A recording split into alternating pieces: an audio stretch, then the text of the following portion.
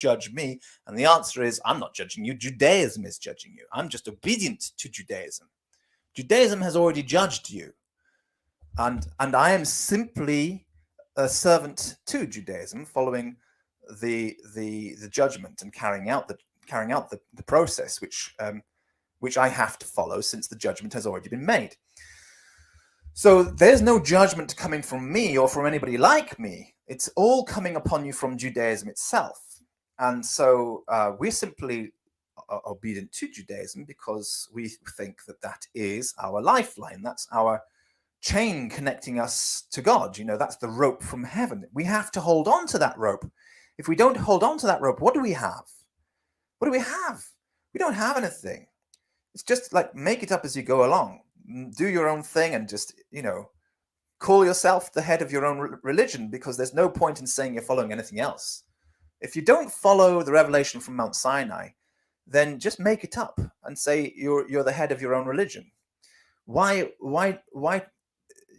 pretend that you have any kind of legitimacy, or that you're following some kind of legitimate sect or group or cult which has a relationship to the Bible? It doesn't. If it's not Judaism, if it's not the revelation from Mount Sinai, it doesn't have legitimacy if it claims to be believing in the Bible. For example, the Mormons, they don't have legitimacy. It's a cult. They should literally call it John Smithism, so that everybody understands that this is not a religion with any kind of continuity to the revelation from Mount Sinai. It is a new religion which was begun by John Smith, who had his own ideas, and they should call themselves John Smithists. That's really what they should be calling themselves, so that everybody understands this is a cult of personality. If some guy comes along or some girl comes along and says, I'm doing this, that, the other, they should use the name of that person and say, this is who it is that we're following, because they're not following anything else other than that person. Same with, Ellen Whiteists, Ellen Whiteism. They like to call themselves Seventh-day Adventists, but they're not. They're Ellen Whiteists. And if they want to be following something else, something less cultish, they have to drop Ellen White and come into this religion which I'm promoting for you, which is Pavlut, which is the ancient Judaic system for Christians. The ancient Judaic system for Christians. I mean, you're looking for it, right? Oh, but the academics say A, B, C, D, E, F, G. Well, if you're going to go chasing after these atheistic academics who are non-believers, who were trying specifically to explain something from a non-believer's point of view because they didn't believe in Judaism, then go ahead and call yourself academicists.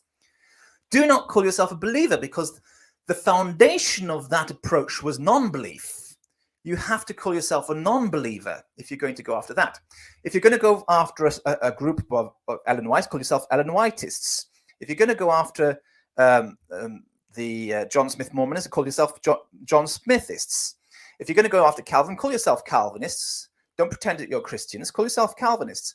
Or Lutherans. Don't pretend that you're Christians. Call yourself Lutherans. Call yourself after the name of the person whose doctrine you follow, and stop pretending you have any continuity for anything before him or her. There is nothing before that person for you. And if you're following that, you just have to then wake up and say, why am I following Ellen White? Why am I following John Smith? Why am I following Luther, Calvin, or whoever? I might as well just be following myself if I'm not following the original, the real McCoy. And the original comes from Mount Sinai, and that's Judaism. So you've only got a two choice, logically, rationally, you've only got two choices. One, come into this channel of Judaism, which is specifically for Christians, for Messianists, for people who believe in Jesus. Or invent your own religion and name it after yourself, and don't pretend that you have any continuity before yourself. Just say, well, I follow me. I'm a meist. I follow what I believe. And don't pretend. Don't call yourself a Christian. Don't call yourself a Muslim. Don't call yourself an anything except a meist.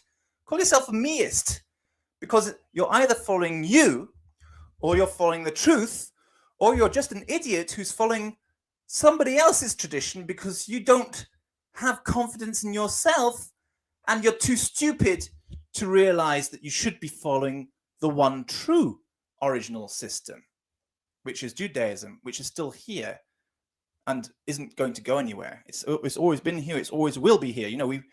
We've passed through The Egyptian empire has come and gone. The Assyrian empire has come and gone. The Babylonian empire has come and gone. The Greek empire has come and gone. The Roman empire has come and gone. The caliphate's come and gone. And we're still here. The Jews are still here, doing what we do always. We're still here. Every empire comes and goes. The British empire has come and gone. They all come and go. The American empire is going, coming and going. Maybe we're in the middle of it right now. They will all pass away. All of it will pass away. They will all pass away, but the Jews will still be here doing what we do best. Judaism, that's what we do best. We do Judaism best. And if you want to know about Judaism, the religion of the Bible, you got to connect yourself to a synagogue. And if the synagogue says, well, get lost, we don't need you, you're Christians, go and do what you want, then they don't know the historical context. You have to find the group which does know. I've told you many times that my colleague, Ben Abrahamson, established a path for the Muslims with the authority of the Sanhedrin Project. I also started with him back in 2006 on Wikinoa. My project is to work with Edom, with Esav. That's my project. His was Ishmael and mine was Esav. And in the end, I learned that the only way to deal with Esav is Ishmael. Okay, so there's no other way.